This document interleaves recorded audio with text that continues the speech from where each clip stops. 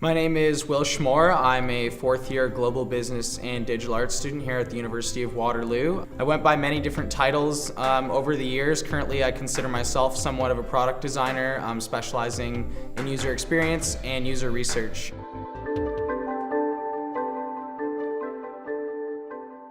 Definitely choosing for which university to go to was really tough. I did a lot of tours, looked at a lot of different programs. So I saw this global business and digital arts option, so I selected it on OUAC, where you apply for universities. And the title looked really cool. It was a fusion of what I really wanted to do.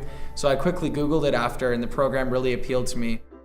So in November of my second year, I got placed in Peru, in a city in the north called Chiclayo, Peru, working for a coffee company called Café Femenino, which is basically a coffee brand that helps women support their families through owning and operating their own coffee operation.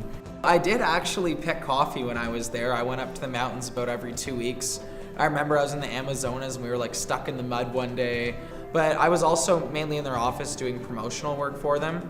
So I consider myself a project manager while I was there, because I was working with a company that was developing their website, getting them some designs, some user testing, and working on how can we promote the Café Femenino brand more in Peru.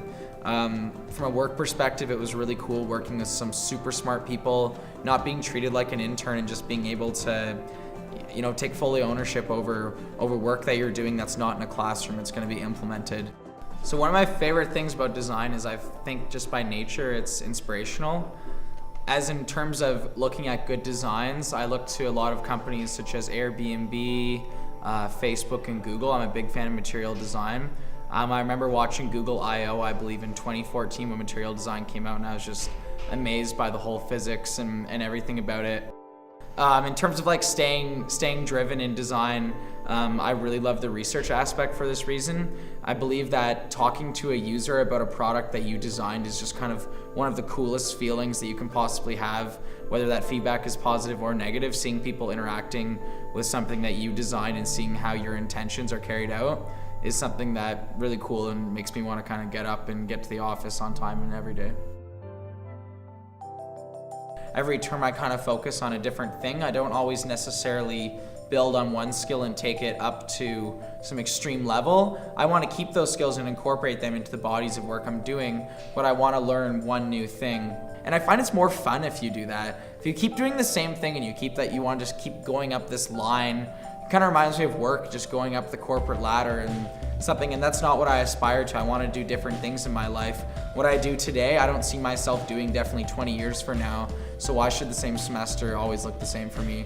I think also that you have to say yes to everything when you're not as experienced to gain that experience, and you have to do things that you might not necessarily want to do. I consider myself to be a generalist, that I can do a lot of different things, wear different hats, and I think that's something that's really respected today in the workforce and desired. I didn't intend to be that way, it just kind of happened. So if I could see myself in 5 years, I would be running my own startup, a really early age startup in LA, related to music. I've always had a real passion with that. My sister and I have recorded some albums before, and I find just the experience side of music really exciting. That's probably where I see myself in 5 years.